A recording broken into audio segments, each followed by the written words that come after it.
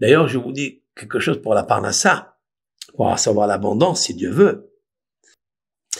Il y a un verset que nous avons lu dans une des sections où c'est marqué comme ça. Vaizra Yitzhak ba'aretz ha'i, va'imsa bashan ha'i me'a she'arim. Je traduis.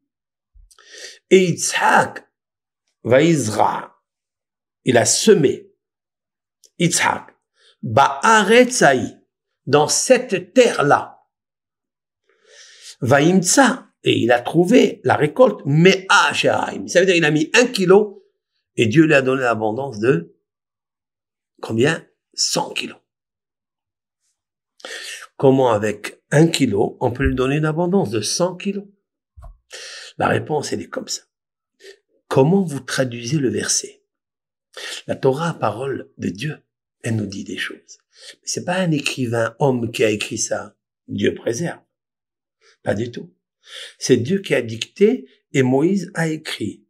Mais Moïse n'a transformé aucune lettre. Il n'a ni ajouté, ni tout ce que Dieu lui a dit. Tu écris, tu écris. Et il lui dit comme ça. Vaizra Yitzhak, Yitzhak il a semé, ba'aretz ha'i, dans cette terre. Pourquoi il a semé dans la terre? Il était en terre de Pélishtim, des Philistins. Oui, il n'a pas enterré dans toute la terre des Philistins. Il a enterré là où il était. C'est-à-dire le terrain où il habitait. Pourquoi il est marqué ba'aretz ha'i, dans cette terre? Au moins, le verset aurait dû dire, et c'est plus logique, de dire, et Yitzhak a semé à la Adama, sur la terre qui a un beau terreau, un bon terreau, vitaminé, c'est là-bas. La réponse, elle est comme ça. Ça, c'est vrai que toute personne qui met 1 kilo de blé, il va les sortir peut-être même 2 kilos, on va dire. Mais pour sortir 100 kilos, il faut pas planter dans la terre ici, dans le terreau que tu regardes, que tu foules les pieds. Vaizra Yitzhak ba'aretz ha'i. Et Yitzhak, il a semé dans la terre en haut. Lorsqu'une personne est spirituelle, elle est équilibrée. Lorsqu'il a pris son savoir comme Yaakov, comme Yitzhak Avinu, le père de Jacob, il n'a jamais planté quelque chose ici. La graine d'ici, elle dépend de la prière d'en haut.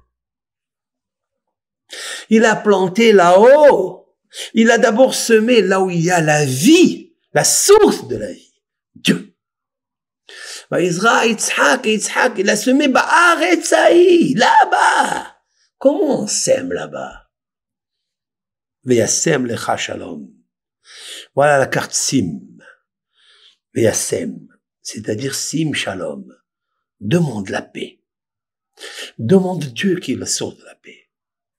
Demande-lui, tu es le seul, unique, aide-moi, Hachem.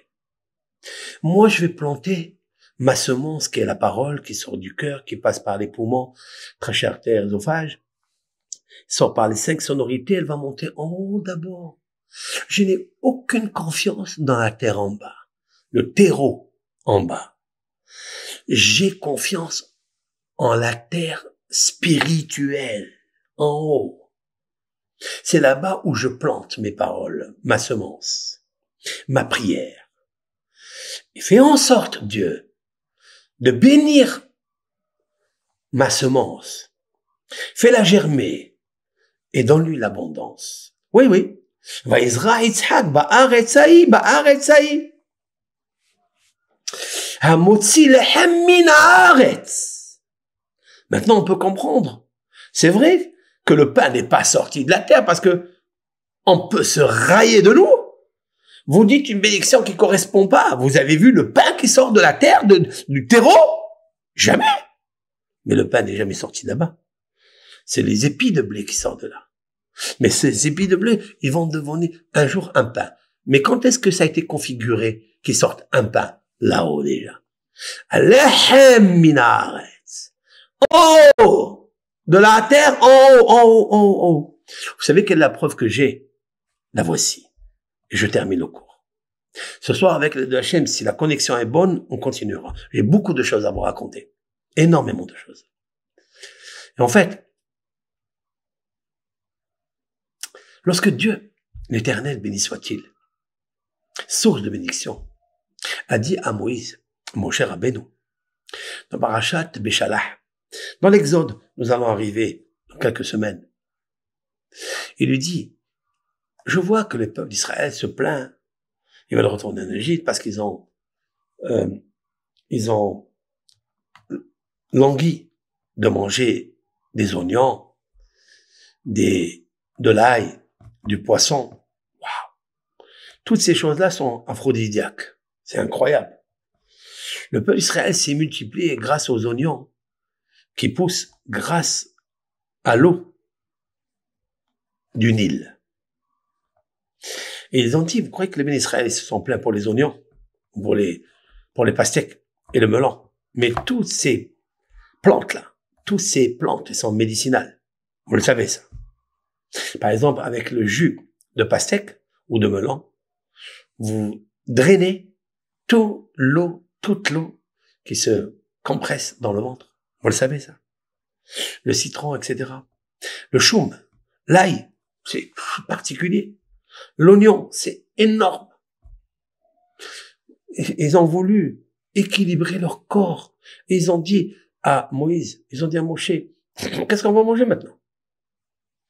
Alors Dieu lui dit, je vais te donner quelque chose de plus grand encore. C'est quoi? Il lui dit en ces termes,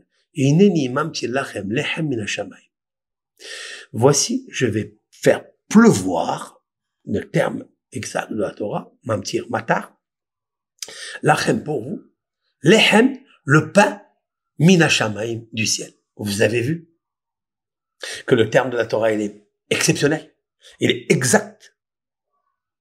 Quoi? Du pain du ciel. Le pain du ciel? Oui. Il y a dans le ciel une cuisine cosmique où on fabrique le pain. Là voilà. C'est ça qu'en fait, dans la prière de nos sages, ils ont, avec astuce, avec beaucoup d'intelligence, Baruch Ata Hashem, le pain que tu prends, qui est venu maintenant de la boulangerie ou que madame a fait, elle a acheté les graines, elle les a moulues, elle les a pétries, elle les a enfournées, sorti ce pain. Il n'est pas là. Il n'a pas commencé ici. Il a commencé à Motzi, Dieu béni soit-il, qui fait sortir Lechem mina haaretz, de là-bas. Il n'est ni mamtir lachem lechem mina shamaim. Mina shamaim. Bereshit bara Elokim et ha-shamaim et ha-haaretz. Restez toujours avec ha-haaretz en haut. C'est une deuxième explication, mais elle est belle. Elle est magnifique. Elle est magnifique, cette explication. Donc, vous avez ce pain qui est sorti du ciel et le flux énergétique que Dieu l'envoie dans la terre. La terre, c'est le terreau maintenant, cette fois-ci. Il lui donne des vitamines et il germe, il pousse, il grandit. Tout ça, c'est toujours par la parole de Dieu d'en haut. À chaque instant, il le fait pousser. Combien c'est magnifique de dire à Hachem merci pour ça. Et puis après, on mange. Et après, tu t'es bien rempli le ventre, tu t'es rassasié. Prends le livre. Fais Birkat Amazon. Fais la bénédiction de grâce sur le pain que l'Éternel t'a donné. Baruch, devant toi, s'il y avait un roi en chair et en sang, et il t'a donné un repas à sa table, comment tu le remercierais? Bien. Devant le roi. D'accord? C'est magnifique. Tiens, admettons, un jour, tu es invité à la table du roi du Maroc. Hein? C'est un rêve, ça. Peut-être un rêve qui va se réaliser bientôt. C'est un rêve. C'est magnifique de s'asseoir devant un roi tellement bon, tellement bien, tellement respecté par les Juifs, par les Marocains, même par les Français, par tout le monde. C'est un roi extraordinaire. Les rois du Maroc, c'est les rois du Maroc. Ils sont jamais en désarroi. Surtout avec les Juifs. Combien ils les protègent, combien ils protègent les cimetières, les tzadikim, combien ils nous laissent aller pèleriner. Mais c'est incroyable. C'est incroyable. Un jour, vous êtes à sa table. Hein? Donc, vous devenez notable. Vous devenez notable. Et bien sûr, il commande kasher, et vous mangez le kasher selon les lois de Moïse et d'Israël, et vous mangez. Ok? Vous arrivez à une partie dans Birkat Amazon où on bénit celui qui a offert la Seouda. Toujours, quelqu'un qui a offert le repas, on le bénit.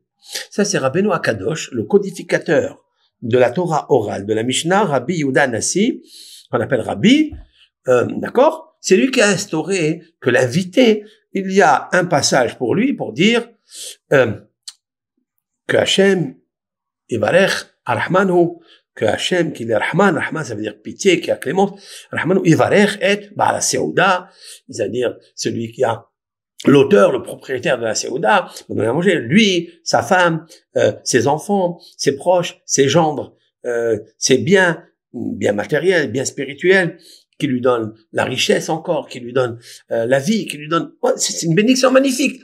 Bon, quand on a devant nous Monsieur X qui nous offre, bon, on le regarde et on rigole.